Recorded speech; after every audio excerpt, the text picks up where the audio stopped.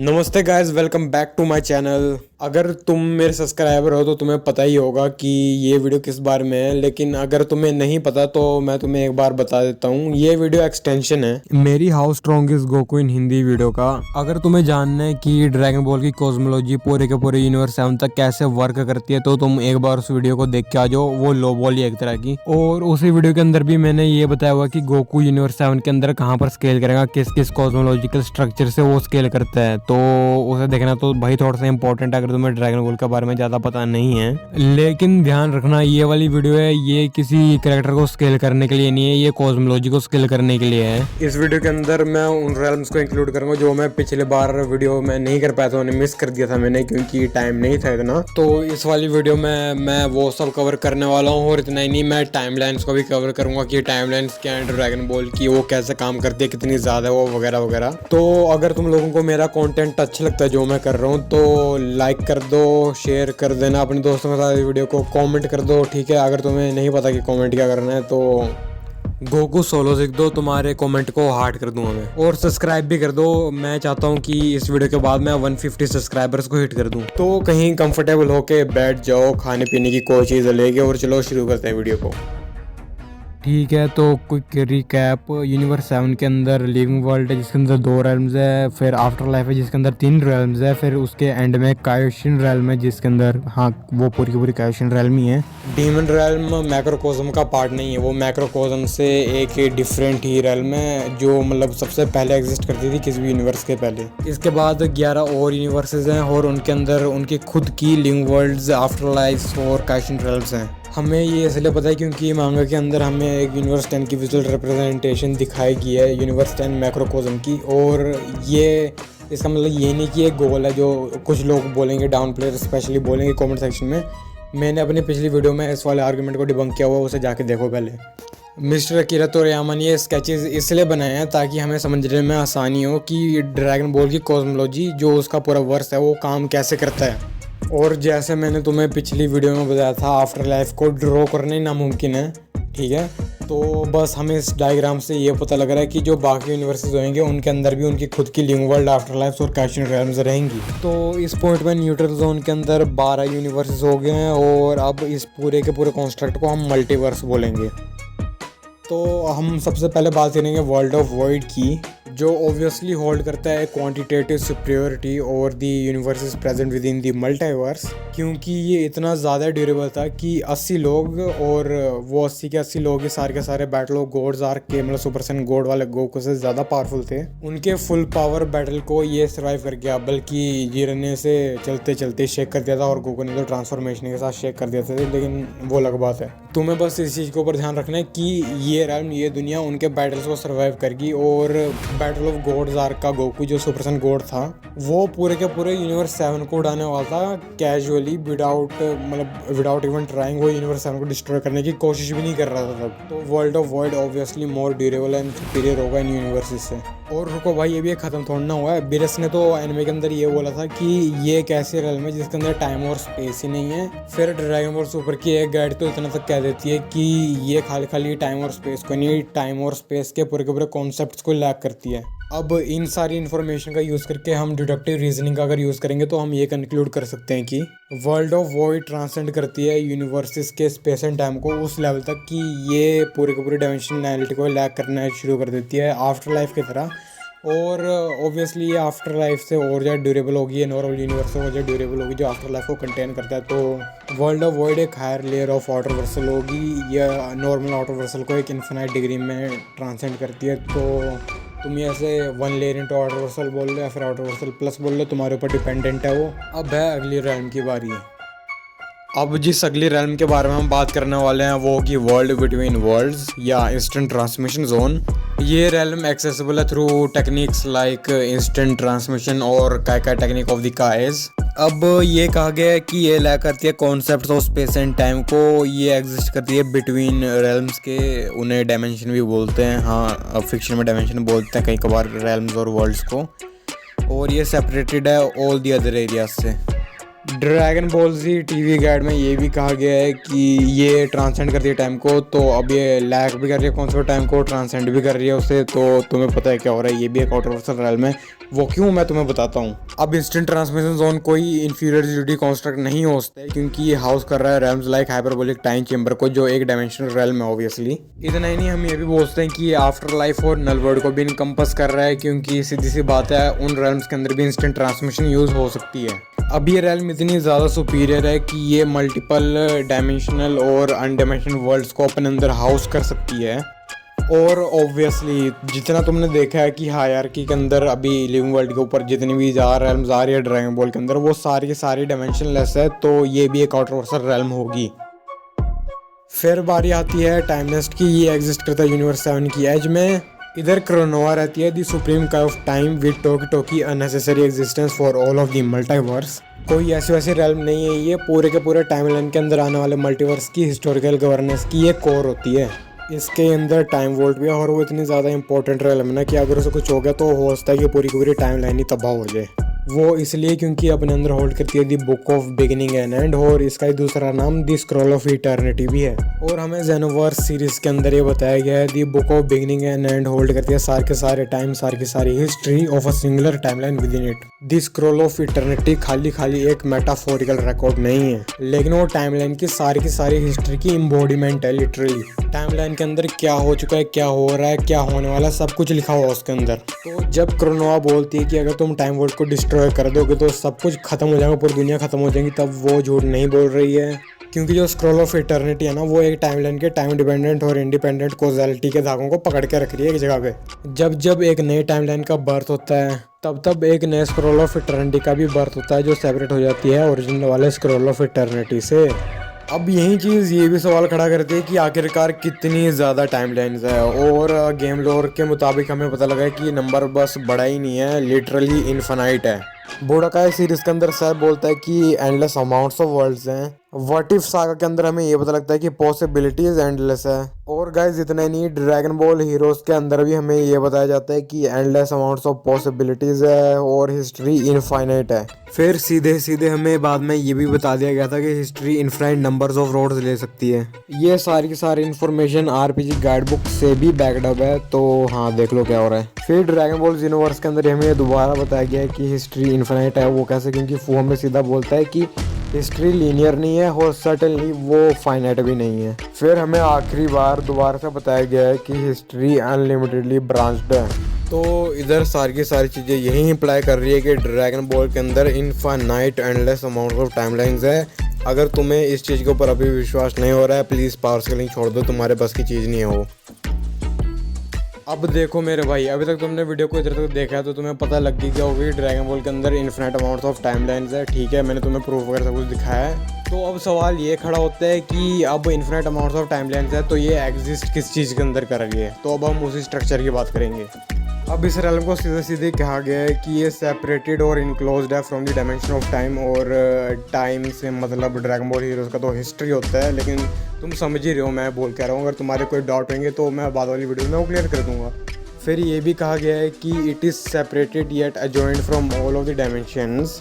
तो इस स्टेटमेंट से इनका ये मतलब हो सकता है कि ये एक सेपरेट रेल्म है और ये अजॉइंड है from all of the dimensions. तो इसके अंदर सारी की सारी टाइमलाइंस एग्जिस्ट करती है।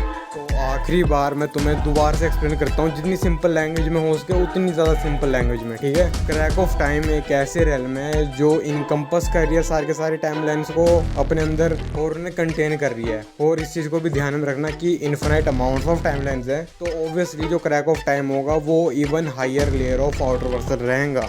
ठीक है, तो समझ गए ना। जैसे तुम ड्रैगन बॉल की कॉस्मोलॉजी को स्केल करने की ट्राई करोगे, वैसे ड्रैगन बॉल की कॉस्मोलॉजी खाली बेसलाइन आउटर वर्सल पर स्केल करती है। और अगर तुम पुश करने की ट्राई करोगे मिड बॉल पे तो वो 8 लेयर्स इनटू आउटर वर्सल तक चढ़ सकती है, उसके बीच में कहीं भी स्केल कर सकती है वो, ठीक है। ड्रैगन बॉल के अंदर टाइमलाइंस को पैरेलल वर्ल्ड्स कहा जाता है, जो पहली बार में स्ट्रेट फॉरवर्ड साउंड करेंगे, लेकिन चिंता मत करो, इसके अंदर ही एक और डीपर लॉजिक है जो इस पूरे के पूरे कॉन्सेप्ट को बहुत ज़्यादा इंटरेस्टिंग कर देता है।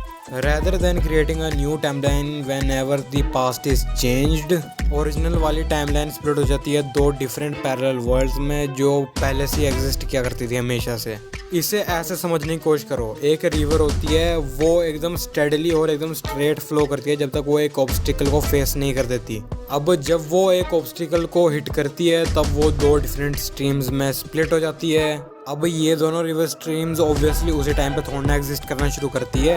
ये दोनों स्ट्रीम हमेशा से ही पार्ट थे एक ही रिवर के, एक ही फ्लो के, लेकिन जैसे ही इनके बीच में कोई ऑब्स्टिकल आया वैसे ये डिफरेंट हो गई। लेकिन इसका मतलब ये नहीं कि ये दोनों स्ट्रीम कभी एग्जिस्ट नहीं किया करती थी, ये दोनों स्ट्रीम एग्जिस्ट किया करती थी लेकिन as a same flow, as a same river. अब ड्रैगन बॉल्स की टाइमलाइन को समझने का यही सबसे ज़्यादा आसान तरीका है। अब हम एग्जांपल लेते हैं सेल सागा का, ठीक है। अब हमने देखा है कि फ्यूचर ट्रंक्स की टाइमलाइन में एंड्रॉइड्स ने सबको मार दिया था, उन्होंने तबाही मचा दी थी हर जगह, और इवेंचुअली सेल भी आता है और सेल मार देता है फ्यूचर ट्रंक्स को उसकी टाइम मशीन के लिए। लेकिन इससे पहले जब फ्यूचर ट्रंक्स टाइम में पीछे गया था तब फ्यूचर में क्या क्या होने वाला है उसने सब कुछ ही बता दिया था जी फाइटर्स को कि तुम सब मरने वाले हो एंड्रॉइड्स की वजह से, एंड्रॉइड्स के हाथों।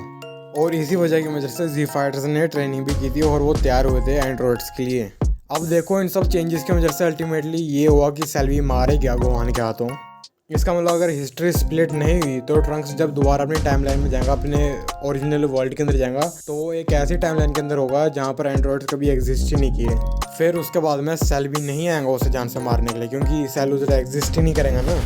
लेकिन भाई एक मिनट, अगर अब सेल ट्रंक्स को मारने नहीं है उसकी टाइम मशीन के लिए, इसका मतलब ये नहीं हुआ कि वो पास्ट में जा भी नहीं पाएंगे गोहान के हाथों पिलने के लिए।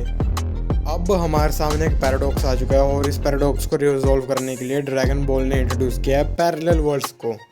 इसका मतलब ये हुआ कि जो ट्रंक्स की ओरिजिनल टाइमलाइन है वो एक कम्प्लीटली डिफरेंट और इंडिपेंडेंट टाइमलाइन रहेंगी, जिसके अंदर एंड्रॉइड्स ने बहुत तबाही मचाई थी, लिटरली मास मर्डर कमिट किया था उन्होंने। और जिस पैरेलल वर्ल्ड से ट्रंक्स ने पास्ट में जाके छेड़छाड़ की थी वो एक डिफरेंट ही टाइमलाइन बन जाएंगी, क्योंकि भाई उधर अब तो सेल रहा ही नहीं और एंड्रॉइड्स तो चेंज ही हो चुके हैं। लेकिन देखो अब मैं ना तुम लोगों को ना ये चीज़ ध्यान में रखने के लिए कह रहा हूँ, ये सारी डिफरेंट हिस्ट्रीज, ये सारी डिफरेंट टाइमलाइंस तब एग्जिस्टेंस के अंदर नहीं आई है, और एटलीस्ट उनके कॉस्मोलॉजिकल स्ट्रक्चर्स तब नहीं आए हैं जब ट्रंक्स पास्ट में गया और उसने हिस्ट्री के साथ छेड़छाड़ की। बल्कि ये सारे पैरेलल वर्ल्ड्स हमेशा से ही एग्जिस्ट किया करते थे बिसाइड्स द मेन टाइमलाइन, और इनके पास इनके खुद के इटर्नल हिस्ट्री और इटर्नल कॉस्मोलॉजिकल स्ट्रक्चर्स हैं, इवन दो ये ओरिजिनल वाली टाइमलाइन से स्प्लिट हो चुकी है। इसे ऐसे समझने की कोशिश करना, अगर कोई चीज़ ओरिजिनल वाली टाइमलाइन के अंदर इटर्नली एग्जिस्ट करती है तो वो उसके ही पैरेलल वर्ल्ड्स के अंदर भी इटर्नली एग्जिस्ट करेंगी। टाइमलाइंस का स्प्लिट एग्जिस्टेंस के अंदर किसी भी चीज़ को एकदम से ही नहीं लेके आ जाएगा, लेकिन ये कॉन्सेप्ट फॉर श्योर इन दोनों टाइमलाइंस के बीच के डिफरेंसेस को हमारे लिए डिफरेंशिएट करने में हेल्प करेगा। इसलिए हम इन्हें पैरेलल वर्ल्ड्स कहते हैं, ना कि exact copy of the same timelines, क्योंकि ये सारी की सारी सेल्फ कंटेंट और इंडिपेंडेंट रियलिटीज़ हैं। माना कि इन सब का ही एक कॉमन ओरिजिन है जस्ट लाइक अ रिवर, लेकिन ये सारी टाइमलाइंस अपने ही डिफरेंट रास्ते, अपने ही डिफरेंट रोड्स चलने के भी फुली कैपेबल हैं। पास्ट में किसी भी चेंज का मतलब ये नहीं होगा कि ओरिजिनल वाली टाइमलाइन रिप्लेस या फिर ओवरराइट हो जाएंगी, बस इसका सीधा ये मतलब होगा कि जो पैरेलल वर्ल्ड है जो इस टाइमलाइन का था वो एक डिफरेंट टाइमलाइन बनने वाली है, क्योंकि पास्ट चेंज हो चुका है। डिफरेंट टाइमलाइंस डिफरेंट रियलिटीज़ को रिप्रेजेंट करते हैं, जिनके अंदर बस इवेंट डिफरेंटली हैपन हुए हैं, चाहे एक पत्ती ही क्यों ना टूट गई हो।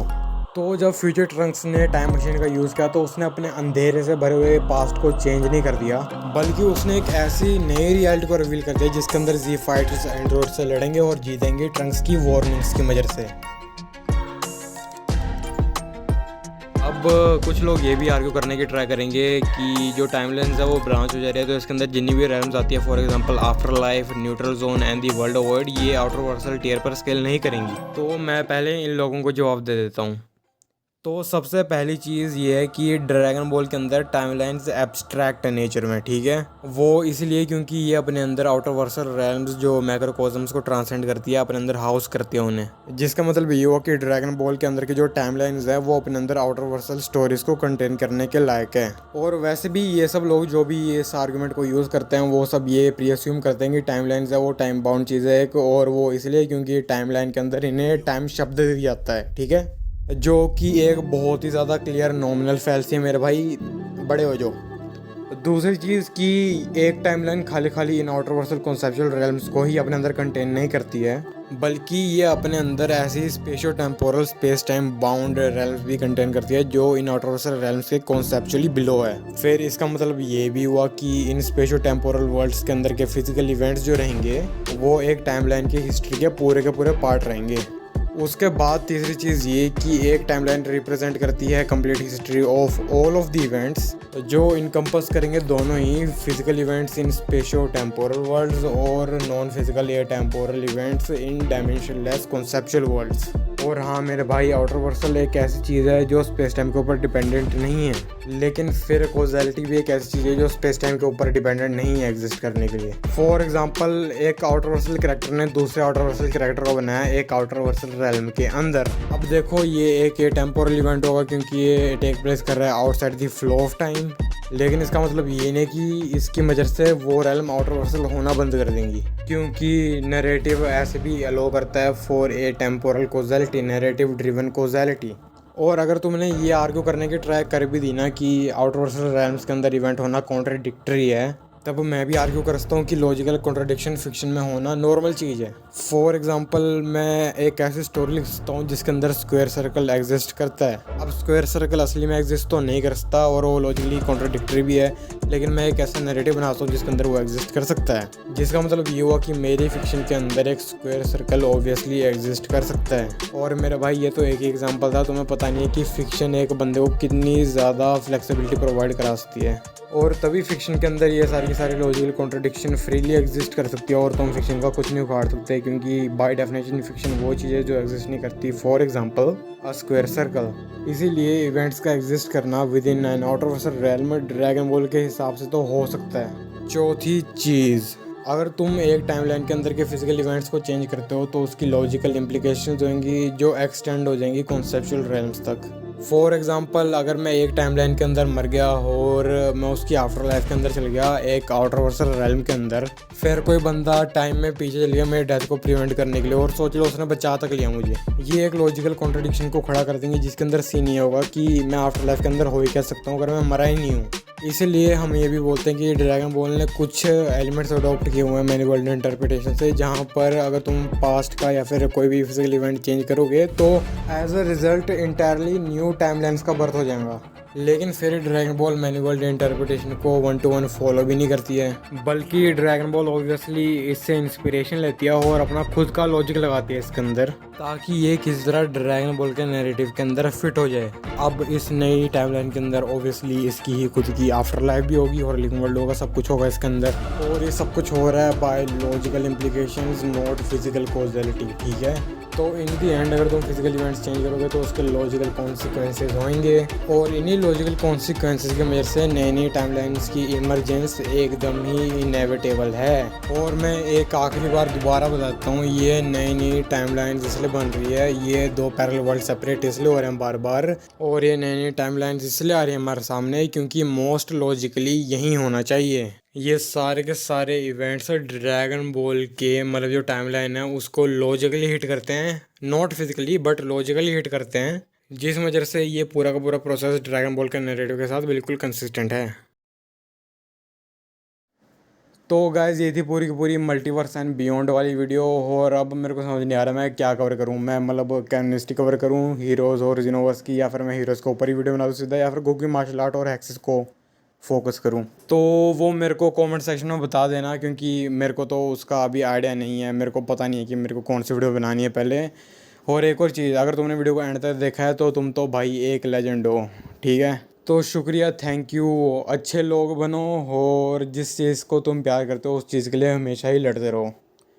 Good bye.